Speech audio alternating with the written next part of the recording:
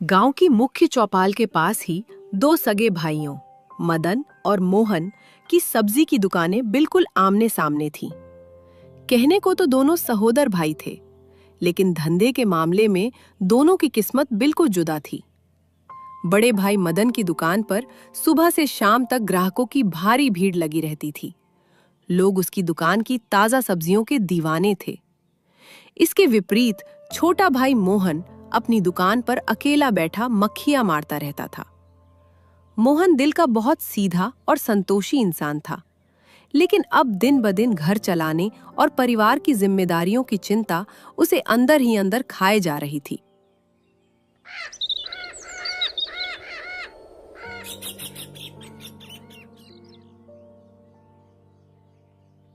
अरे मोहन, आज दिन भर में कुछ बोनी वोनी हुई कि नहीं, या सिर्फ ठंडी हवा खाकर ही घर लौटने का इरादा है?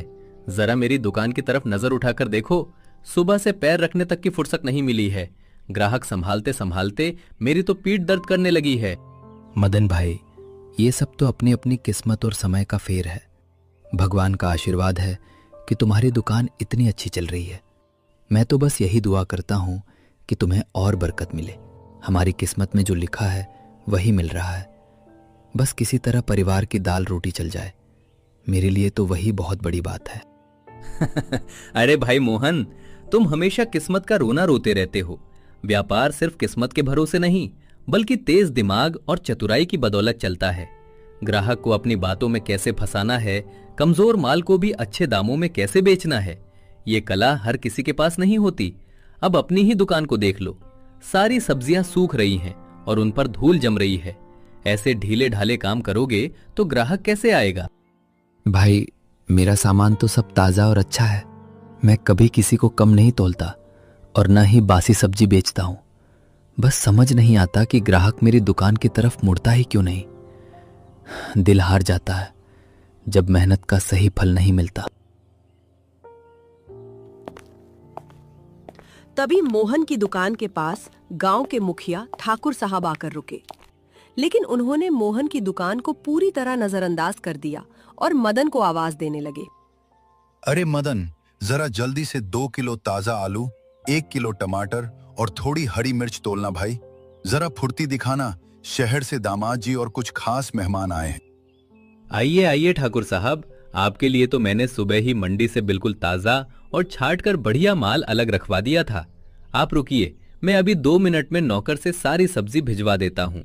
आपके मेहमान हमारे भी मेहमान हैं। मोहन अपनी दुकान के कोने में खड़ा ये सब देख रहा था। बड़े भाई के इस व्यवहार और मुखिया जी की बेरुखी से उसे भीतर तक ठेस लगी, लेकिन वो मर्यादा के कारण कुछ बोल नहीं पाया। जब ठाकुर साहब चले गए और शाम ढलने लगी, तो मोहन ने अपनी दुकान का शटर गिराने का फैसला किया। आज फिर खाली हाथ और खाली जेब घर जाना पड़ेगा। घर में राशन और बच्चों की पढ़ाई के पैसे भी खत्म होने को आया है। हे भगवान, अब तू ही कोई रास्ता दिखा। इस अंधेरे से बाहर निकलने का कोई जरिया ढूंढ कर दे। मोहन अपने घर की तरफ चल दिया। रास्ते में ठंडी हवाएं चल रही थीं और बारिश की बूंदें धीरे धीरे गिरने लगी थीं। मोहन कुछ देर बाद घर पहुंचा। उसकी पत्नी कविता और उसकी 12 साल की बेटी गुड़िया दरवाजे पर ही खड़ी उसका इंतजार कर रही थीं। आज बड़ी जल्दी आ गए जी, और आपका चेहरा इतना उतरा हुआ क्यों है? आंखों में इतनी मायूसी क्यों है? सब ठीक तो है ना दुकान पर? क्या ठीक रहेगा कविता? आज पूरे दिन की हाड़ तोड़ मेहनत के बाद सिर्फ 50 रुपए की बिक्री हुई है। बड़े भाई मदन की दुकान पर पैर रखने की जगह नहीं थी, मानो पूरा गांव वहीं उमड़ पड़ा हो। और मेरी दुकान पर ऐसा सन्नाटा पसरा था जैसे कोई शमशान हो। समझ नहीं आता परिवार का खर्च कैसे चलेगा। आप इस तरह हिम्मत मत हारिए। भगवान जब एक रास्ता बंद करता है तो हमारे भले के लिए 4 नए रास्ते और खोल देता है। आप बस हाथ मुंह धोकर थोड़े शांत हो जाइए। मैं आपके लिए गर्मा गर्म चाय और कुछ खाने को लाती हूँ। मोहन चारपाई पर बैठ गया और बाहर होती तेज बारिश को एकटक देखने लगा। उसे अपनी किस्मत भी इस धुंधली बारिश जैसी ही लग रही थी, जहां आगे का रास्ता बिल्कुल साफ दिखाई नहीं दे रहा था। बाहर बारिश अब और तेज हो चुकी थी। मिट्टी की सोंधी खुशबू के बीच उदास मन को हल्का करने के लिए मोहन खुद ही रसोई में चला गया।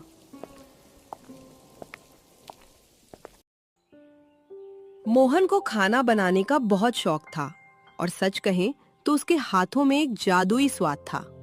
वो जब भी घर पर कुछ विशेष व्यंजन बनाता था तो उसकी महक पूरे मोहल्ले में फैल जाती थी और पड़ोसियों के मुंह में पानी आ जाता था।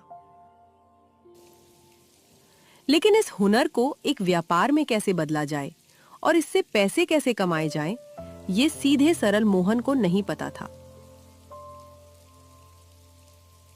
उसने चाय चढ़ाई और पाव भाजी का तीखा मसाला तैयार करने लगा। जब भाजी की लाजवाब खुशबू रसोई से निकलकर बाहर तक गई तो कविता और गुड़िया मुस्कुराती हुई रसोई में आई। वाह जी वाह, आपके हाथ के स्वाद का तो सच में कोई मुकाबला ही नहीं है। पूरे गांव का बड़े से बड़ा हलवाई और शहर के बड़े शेफ भी आपके इस हुनर के आगे फेल हैं। खुशबू से ही पेट भर जाए। हाँ पापा, माँ बिल्कुल सही कह रही है। जब भी आप रसोई में कुछ बनाते हो तो मेरे पेट में चूहे कूदने लगते हैं। आपके हाथ की बनी पाव भाजी तो इतनी टेस्टी होती है कि मैं उंगलियां चाटते रह जाती हूँ। आप रोज दुकान पर क्यों जाते हो? रोज घर पर यही क्यों नहीं बनाते? अरे मेरी प्यारी गुड़िया और कविता, इस स्वाद का मैं क्या करूं?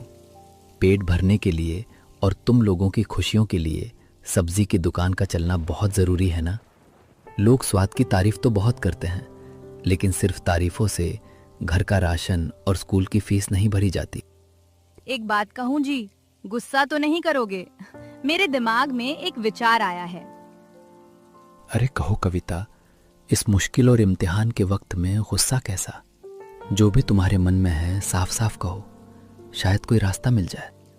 देखिए बाहर कितनी तेज बारिश हो रही है और मौसम कितना ठंडा है। इस मौसम में हर किसी का मन कुछ गर्मा गर्म मक्खन से लबालब और चटपटा खाने का करता है। अपनी दुकान में वैसे भी सब्जियां कम ही बिक रही हैं और हमारे पास आलू, टमाटर, मटर सब मौजूद हैं। क्यों ना हम सब्जी की दुकान के आगे ही एक छोटा सा पाव भाजी का स्टॉल लगा लें? स्टॉल?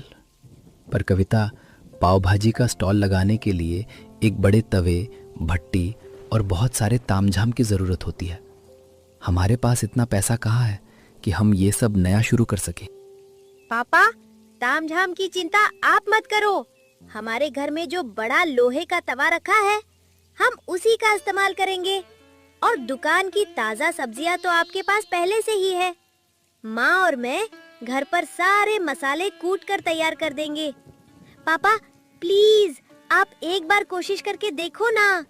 मुझे पक्का भरोसा है कि आपकी पाव भाजी खाकर सब लोग उंगलियां चाटते रह जाएंगे। हाँ जी बेटी, बिल्कुल सही कह रही है। कोशिश करने में क्या हर्ज है? जो सब्जियां दुकान पर सूख रही हैं, वे इस तरह काम आ जाएंगी। आप बस अपनी कला दिखाइए, बाकी भगवान पर छोड़ दीजिए। ठीक है कविता, ठीक है मेरी गुड़िया। कल सुबह मैं दुकान पर थोड़ा जल्दी जाऊंगा। घर का बड़ा चूल्हा और तवा साफ करके दुकान पर सेट करता हूँ। देखते हैं ये बारिश हमारी किस्मत का रुख बदलती है या नहीं।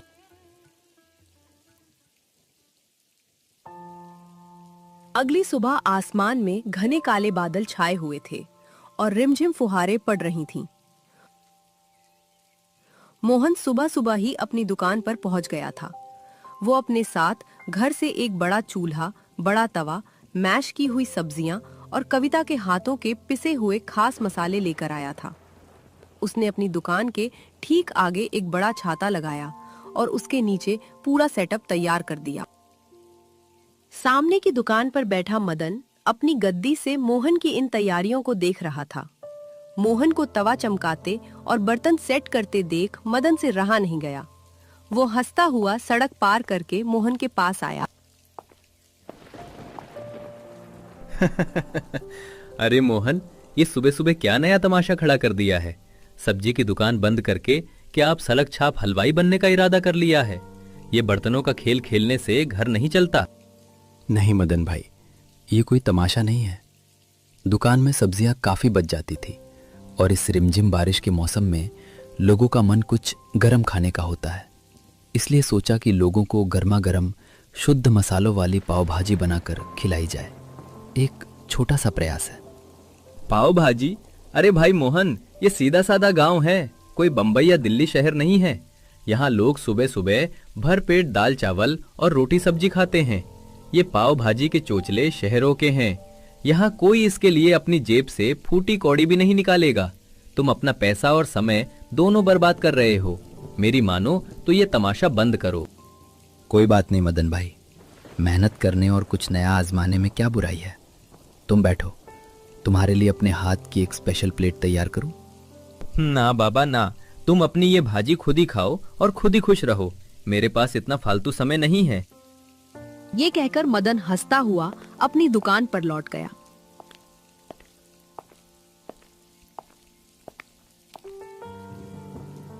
तभी अचानक बारिश बहुत तेज हो गई। पास के बस स्टैंड से भीगते हुए दो राहगीर आश्रय की तलाश में मोहन की दुकान के शेड के नीचे आकर खड़े हो गए। दोनों ठंड से बुरी तरह कांप रहे थे। मोहन ने तुरंत मौका देखा और बड़े तवे पर ढेर सारा मक्खन, कटी हुई प्याज और हरी मिर्च डाल दी। जैसे ही कविता के हाथ के कूट कर बनाए गए खास मसाले तवे पर पड़े, उसकी ऐसी लाजवाब और तीखी खुशबू उड़ी कि पूरी सड़क उस महक से सराबोर हो गई। वाह भाई साहब, ये किस चीज की महक है? इस ठंडी हवा में इस खुशबू ने तो भूख जगा दी। बड़ी लाजवाब और सूंधी खुशबू आ रही है। भाई जी, ये मेरी खास घरेलू मसालों वाली चटपटी पाव भाजी है। इस कड़कड़ाती ठंड और बारिश के मौसम में मक्खन से सिकी हुई पाव और ये गर्मा गर्म भाजी खाओगे तो अंदर तक तृप्त हो जाओगे। बना दूं आप दोनों के लिए एक एक प्लेट? हाँ भाई, बिल्कुल बना दो। इस मूसलाधार बारिश में बस के इंतजार में खड़े खड़े वैसे भी बहुत जोर की भूख लग रही थी और बदन ठंड से अकड़ रहा था। जरा तीखी और मसालेदार बनाना ताकि मजा आ जाए। मोहन ने फुर्ती से तवे पर पाव को मक्खन में सेका, भाजी पर नींबू निचोड़ा और गर्मा गर्म प्लेट्स दोनों राहगीरों के हाथ में थमा दी। जैसे ही दोनों ने पहला निवाला मुंह में डाला, स्वाद के मारे उनकी आंखें खुली की खुली रह गईं। वाह भाई साहब, अद्भुत! ऐसी पाव भाजी तो मैंने शहर के बड़े से बड़े 3 स्टार होटल में भी नहीं खाई। भाजी में जो मसालों का संतुलन है और जो मक्खन का स्वाद है, वो तो सच में कमाल है। दिल खुश हो गया। सच में भाई, उंगलियां चाटने का मन कर रहा है। स्वाद में एक अपनापन है। एक काम करो, हमारे घर के लिए भी 2 प्लेट अलग से पैक कर दो। बच्चे भी खाकर खुश हो जाएंगे। मोहन का चेहरा खुशी और आत्मसंतुष्टि से खिल उठा। उसने तुरंत 2 प्लेट्स और पैक कर दी। ये सब देखकर सामने गद्दी पर बैठा मदन हैरान परेशान रह गया। उसकी समझ में नहीं आ रहा था कि जो लोग सुबह सिर्फ सब्जी खरीदने आते थे, वे मोहन की दुकान पर खड़े होकर इतनी चाव से पाव भाजी क्यों खा रहे थे। मोहन की पहली बोहनी उम्मीद से कहीं ज्यादा अच्छी हो चुकी थी। दोपहर होते होते बारिश और तेज हो गई, लेकिन अब मोहन की दुकान पर केवल राहगीर ही नहीं, बल्कि गांव के युवा लड़के और संभ्रांत लोग भी जुटने लगे थे। मदन अपनी सब्जी की दुकान में अकेला बैठा ये सब देख रहा था। उसकी दुकान पर आज गिने चुने लोग ही आए थे, क्योंकि सबका ध्यान तो मोहन की चटपटी पाव भाजी पर था। मदन के दिल में जलन और ईर्ष्या की आग सुलगने लगी थी। तभी गांव के एक बुजुर्ग बिरजू काका छाता तानकर मदन की दुकान पर आए। आइए बिरजू काका, कहिए क्या सामान निकालूं? आज तो मंडी से बिल्कुल ताजा गोभी और हरी मटर आई है, कहो तो तौल दूं? अरे नहीं मदन, सब्जी तो घर में रखी है। मैं तो बस ये देखने आया था कि तुम्हारे भाई मोहन की दुकान पर इतनी भीड़ क्यों लगी है। पूरा गांव वहीं इकट्ठा है, वहाँ ऐसा क्या खास बिक रहा है? अरे काका कुछ नहीं, वो सड़क पर चूल्हा जलाकर पाव भाजी बेच रहा है। पता नहीं लोगों की अक्ल कहाँ घास चरने गई है, जो घर का शुद्ध खाना छोड़कर इस कीचड़ और बारिश में वहाँ लाइन लगा के खड़े हैं। अच्छा, खुशबू तो सचमुच बड़ी बेमिसाल आ रही है भाई। जरा मैं भी चक्कर आता हूँ, देखूं तो सही कि मोहन ने क्या नया हुनर सीख लिया है। हाँ, इस उम्र में ऐसी खुशबू सूंघकर रहा नहीं जाता। यह कहकर बिरजू काका मदन की दुकान से उठकर मोहन के पास चले गए। इस मोहन की इतनी हिम्मत! कल तक जो मेरी दुकान के आगे हाथ जोड़कर खड़ा रहता था और मुझसे सलाह मांगता था, आज उसके पास पैर रखने की जगह नहीं है। गांव का हर बड़ा छोटा आदमी उसकी पाव भाजी का दीवाना हुआ जा रहा है।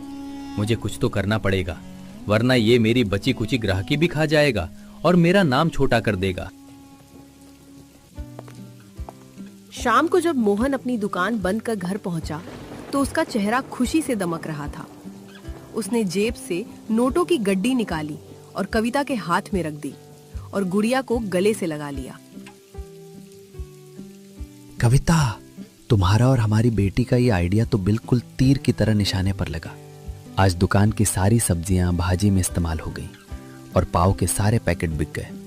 मुझे सब्जी बेचकर महीने भर में जितनी बचत नहीं होती थी, उतनी आज भगवान की कृपा से एक दिन में हो गई। मैंने कहा था ना जी, आपके हाथ के स्वाद में वो जादू है जिसकी कदर एक दिन जरूर होगी। ये तो बस शुरुआत है, आगे आगे देखिए भगवान क्या चमत्कार करता है। देखा पापा, मैंने कहा था ना कि आपकी पाव भाजी के आगे सब फेल हो जाएंगे। अब तो आप रोज यही बनाओगे ना? हाँ बेटी, सब ठीक है, लेकिन सामने मदन भाई का चेहरा देखने लायक था। वो गुस्से और जलन में मुझे ऐसे देख रहे थे जैसे मैंने उनकी कोई जागीर हड़प ली हो। वो मेरे सगे भाई हैं, फिर भी उनकी आंखों में मेरे लिए नफरत साफ दिख रही थी। मुझे डर है कि वो चुप नहीं बैठेंगे। आप उनकी फिक्र मत कीजिए, आप पूरी ईमानदारी और साफ नियत से अपना काम करिए। स्वाद आपके हाथ में है और बरकत भगवान के हाथ में। किसी की जलन आपके हाथ का स्वाद और आपकी तकदीर नहीं छीन सकती। लेकिन मोहन का डर बिल्कुल सही था। उधर मदन अपने घर पर बैठा प्रतिशोध और मुकाबले की एक बड़ी योजना बना रहा था। अगली सुबह जब बारिश थोड़ी थमी तो मदन सीधे शहर के बड़े थोक बाजार के लिए रवाना हो गया। उसके दिमाग में रात भर यही बात घूम रही थी कि अगर मोहन पाव भाजी बेचकर अमीर बन सकता है और नाम कमा सकता है तो वो क्यों नहीं। उसने शहर से एक चमचमाता हुआ बड़ा स्टील का तवा, बढ़िया किस्म का अमूल मक्खन, विदेशी सॉस और रेडीमेड मसालों के बड़े डिब्बे खरीदे। उसने मन ही मन सोच लिया था कि वह मोहन से बड़ी, आधुनिक और वीआईपी दुकान लगाएगा ताकि मोहन का धंधा बंद हो जाए। दोपहर तक मदन गांव वापस आ गया। उसने अपनी सब्जी की दुकान के बाहर एक चमचमाती हुई नई स्टील की टेबल लगवाई, एक बड़ा गैस चूल्हा रखवाया और एक बड़ा सा आकर्षक बोर्ड टांग दिया जिस पर बड़े अक्षरों में लिखा था, मदन रॉयल पाव भाजी पॉइंट। मोहन अपनी दुकान के आगे भाजी के लिए सब्जियां काट रहा था। उसने जब अपने बड़े भाई की यह नई और भव्य तैयारी देखी तो वह हैरान रह गया।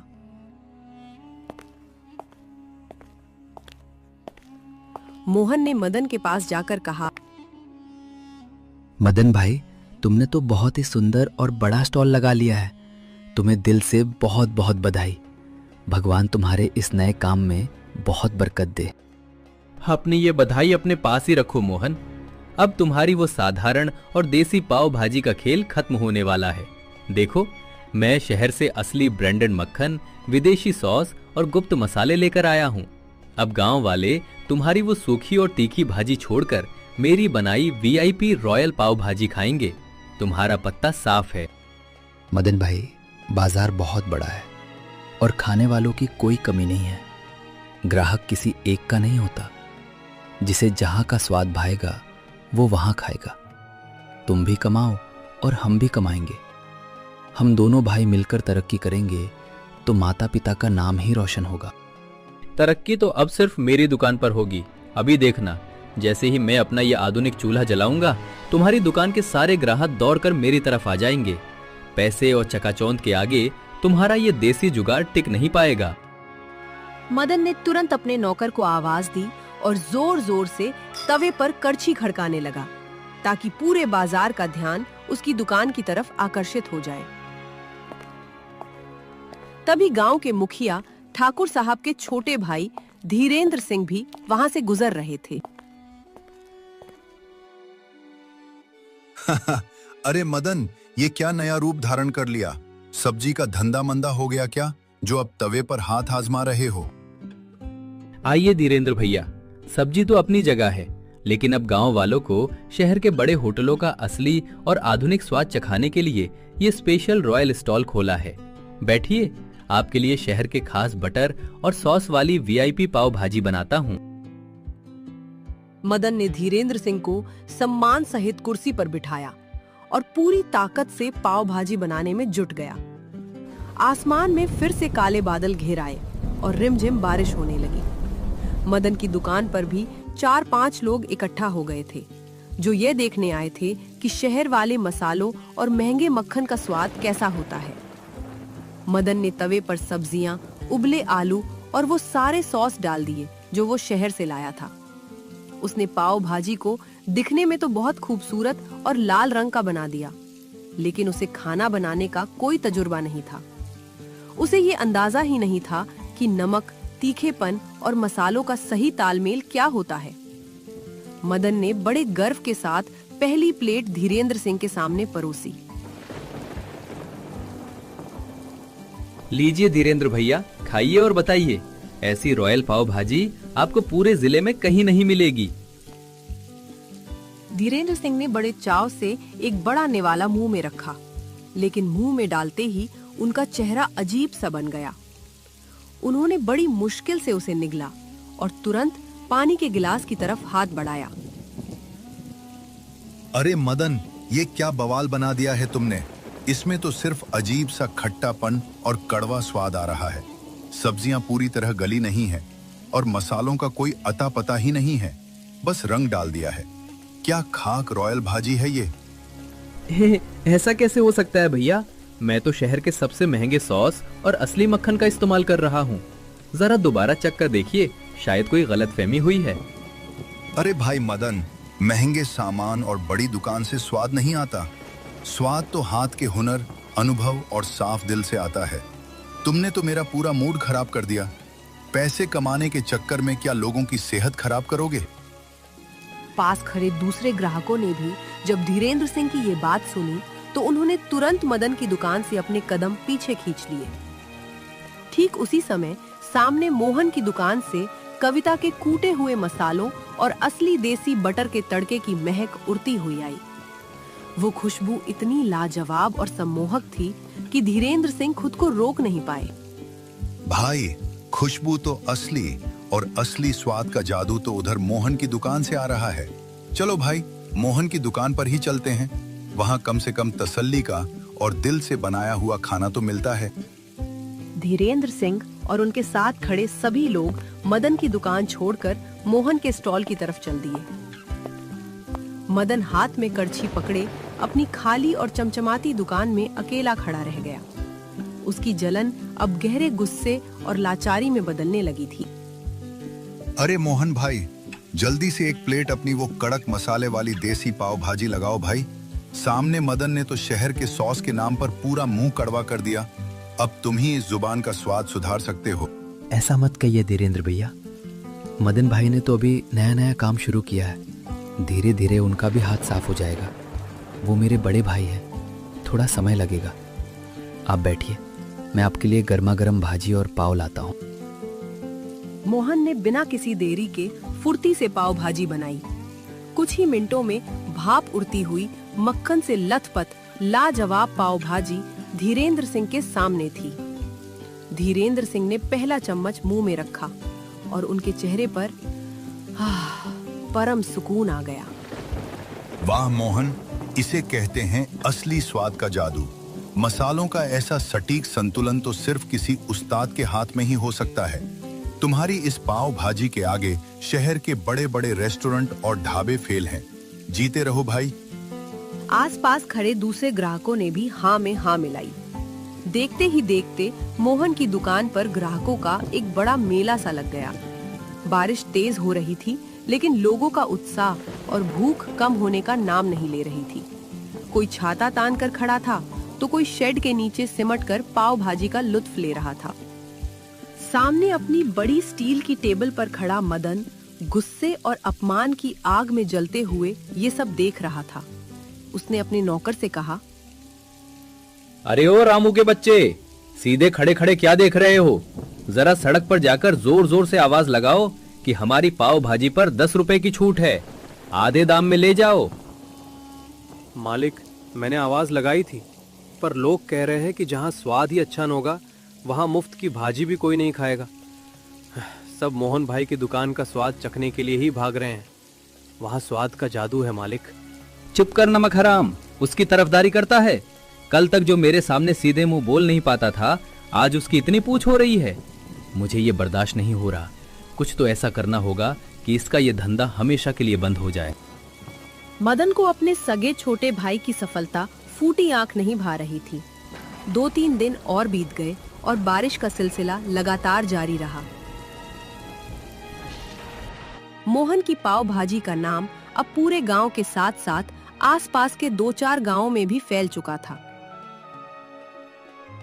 शहर जाने वाली बसें भी अब थोड़ी देर के लिए चौपाल के पास रुकती थीं, ताकि यात्री उतरकर मोहन की गर्मा गर्म पाव भाजी खा सकें। दूसरी तरफ मदन की दुकान पर सन्नाटा पसरा हुआ था। उसने 2 बार और भाजी बनाने की कोशिश की, लेकिन हर बार सही ज्ञान न होने के कारण स्वाद बिगड़ गया और ग्राहक उसकी दुकान से तौबा कर बैठे। उसका महंगा सामान खराब हो रहा था और सब्जियों की बिक्री भी ठप हो चुकी थी, क्योंकि उसका पूरा ध्यान सिर्फ मोहन को नीचा दिखाने में लगा था। आखिरकार एक दोपहर मदन ने गुस्से, हताशा और अपमान में आकर अपने स्टॉल का बोर्ड नीचे उतार दिया, चूल्हा बंद किया और दुकान का आधा शटर गिराकर अंदर अंधेरे में बैठ गया। तभी गांव के मुखिया ठाकुर साहब मोहन की दुकान पर पाव भाजी खाने आए। उन्होंने सामने मदन की दुकान की ये दुर्दशा देखी तो दुख से सिर हिलाया। मोहन भाई, तुम्हारी पाव भाजी ने तो सचमुच पूरे इलाके में कमाल कर दिया है। पर जरा सामने देखो, तुम्हारे बड़े भाई मदन ने अपना स्टॉल बंद कर दिया है। सुना है उसका काफी आर्थिक नुकसान हो गया है और वह अब किसी से बात भी नहीं कर रहा। आखिर है तो वह तुम्हारा भाई ही। हाँ ठाकुर साहब, मैं भी सुबह से देख रहा हूँ। मदन भाई ने जोश और जिद में आकर अपना बहुत सारा नुकसान कर लिया। मुझे बिल्कुल अच्छा नहीं लग रहा कि मेरी वजह से मेरे बड़े भाई का काम ठप हो गया और वो इस तरह परेशान है। मेरा दिल कचोट रहा है। इसमें तुम्हारी क्या गलती है मोहन? धंधा तो अपने हुनर, व्यवहार और साफ नीयत से चलता है। तुमने ईमानदारी से मेहनत की, इसलिए तुम्हें फल मिला। उसने जलन और जोश में काम शुरू किया, इसलिए नुकसान हो गया। तुम अपना दिल छोटा मत करो। ठाकुर साहब के जाने के बाद मोहन से रहा नहीं गया। उसने एक प्लेट में बिल्कुल ताजी गर्मा गर्म मक्खन से लबालब और खुशबूदार पाव भाजी निकाली, ऊपर से नींबू निचोड़ा और सड़क पार करके मदन की आधी बंद दुकान के अंदर चला गया।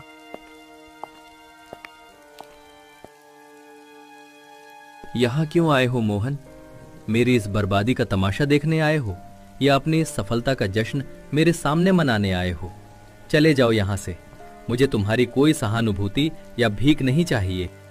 मदन भाई, तुम मुझे इतना गलत क्यों समझ रहे हो? हम दोनों एक ही माँ के सगे भाई हैं। बचपन में हम एक ही थाली में खाते थे और आज सालों से आमने सामने दुकान चला रहे हैं। धंधे और पैसे की अपनी जगह है, लेकिन हमारे खून के रिश्ते और भाईचारे की अपनी जगह है। तुम सुबह से भूखे बैठे हो, बड़े भाई होने के नाते पहले ये पाव भाजी खाओ। मदन ने मोहन की तरफ देखा। मोहन की आंखों में कोई घमंड, अहंकार या चिढ़ाने का भाव नहीं था, बल्कि सिर्फ अपने बड़े भाई के लिए एक सच्चा प्यार और चिंता थी। मदन का कठोर अहंकार धीरे धीरे पिघलने लगा। लेकिन उसकी ग्लानि उसे पूरी तरह झुकने नहीं दे रही थी। मदन चुपचाप उस खुशबूदार पाव भाजी को देखता रहा जिसकी महक ने पूरे जिले को दीवाना बना रखा था। मोहन के बार बार आग्रह करने पर मदन ने भारी मन से एक निवाला मुंह में रखा। जैसे ही पाव भाजी का वो टुकड़ा मदन के मुंह में गया, उसे तुरंत समझ आ गया कि वो क्यों हार गया था और मोहन क्यों जीत गया था। उस स्वाद में सिर्फ मसाले और मक्खन नहीं था, बल्कि मोहन की मेहनत, सादगी और उसकी साफ नीयत का जादू था। मदन की आंखों से आंसू बह निकले। मोहन, मुझे माफ कर दो। मैं अपनी ही आंखों पर पट्टी बांधकर अंधा हो गया था। तुम्हारी दुकान चलती देख मेरे मन में इतनी घिनौनी जलन पैदा हो गई कि मैं ये भी भूल गया कि तुम मेरे सगे छोटे भाई हो। मैंने तुम्हें नीचा दिखाने के लिए, तुम्हारा धंधा बर्बाद करने के लिए क्या कुछ नहीं किया, और आज तुम मेरे लिए खाना लेकर आए हो। अरे मदन भाई, कैसी बातें करते हो? तुम मेरे बड़े भाई हो, पिता समान हो। पुरानी बातों को यहीं भूल जाओ। भाई भाइयों में थोड़ा मुकाबला और गुस्सा तो अपनों में ही होता है। अपना दिल छोटा मत करो। हम एक थे और एक ही रहेंगे। नहीं मोहन, आज मुझे एक बहुत बड़ा सबक मिला है कि धंधा सिर्फ पैसे, चमचमाती टेबल और बड़ी दुकान से नहीं चलता। मैं शहर से महंगे सॉस और बर्तनों का तमाशा लेकर आया, लेकिन मेरे दिल में खोट और अहंकार था। तुम्हारे हाथ में वो हुनर और सादगी है जो पैसे से नहीं खरीदी जा सकती। मेरी दुकान ठप होनी ही थी। मदन भाई, तुमने कभी खाना बनाने का काम नहीं किया था, इसलिए शुरुआत में ऐसा हुआ। लेकिन सब्जी के व्यापार में तुम्हारा कोई मुकाबला नहीं है। तुम्हारी व्यावसायिक समझ, हिसाब किताब और ग्राहकों से बात करने का तरीका मुझसे कहीं बेहतर है। अगर हम दोनों भाई अपनी अपनी ताकत को मिला लें और मिलकर काम करें तो हम बहुत आगे जा सकते हैं। मिलकर? पर मोहन, मेरा तो पाव भाजी का धंधा पूरी तरह ठप हो चुका है। मैं भला तुम्हारे किस काम आऊंगा? मदन भाई, मेरी दुकान पर ग्राहकों की इतनी भारी भीड़ होती है कि मैं अकेला भाजी बनाने, पाव सेकने और पैसे लेने में संभाल नहीं पाता हूँ। मंडी से थोक में सही दाम पर सामान लाना, हिसाब किताब रखना और व्यवस्था संभालना मेरे बस की बात नहीं है। अगर तुम मेरा साथ दो तो हम इस छोटे से स्टॉल को एक बड़े और आलीशान होटल में बदल सकते हैं। मदन ने मोहन की तरफ देखा। उसे अपनी आंखों पर यकीन नहीं हो रहा था कि जिस भाई को वो बर्बाद करना चाहता था, वही भाई आज उसे उंगली पकड़कर आगे बढ़ने का रास्ता दिखा रहा था। मदन का सारा अहंकार और जलन हमेशा के लिए खत्म हो चुकी थी। कुछ ही दिनों में चौपाल के बाजार का नजारा पूरी तरह बदल गया।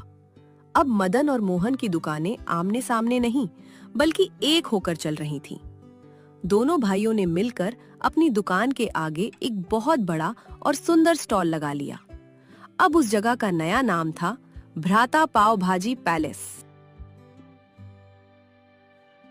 मदन अपनी व्यापारिक बुद्धि का पूरा इस्तेमाल कर रहा था।